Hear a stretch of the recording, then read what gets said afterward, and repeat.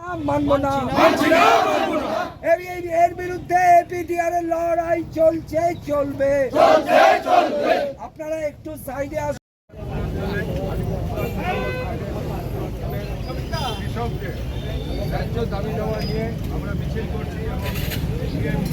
আমাদের আলিপুরদুয়ার 2 নম্বর ব্লকের শ্রীনাথপুর এলাকায় 200-র ওপরে পরিবার রয়েছে যারা বাপ ঠাকুরদার আমল থেকে প্রায় 60 বছরের ওপরে সময় ধরে ওই এলাকায় চাষবাস করছে, পরিবার প্রতিপালন করছে।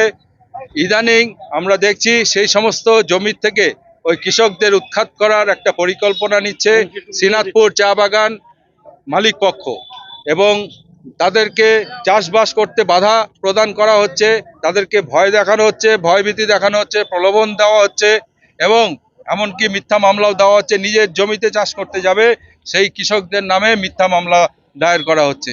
আমরা এই সকল বিষয়টা আপনাদের সকলের সামনে তুলে ধরতে চাই এবং জেলা প্রশাসনের কাছে আমরা দাবি জানাচ্ছি যে ওই জমিতে যারা বাপ ঠাকুরদার আমল থেকে চাষবাস করছে তাদের প্রত্যেককে ওইখানেই জমির পাট্টা দেওয়া হোক, এবং যে ভুয়া মামলাগুলো হচ্ছে 24 জনের কৃষকের নামে, সেগুলো মামলাগুলো প্রত্যাহার করার ব্যবস্থা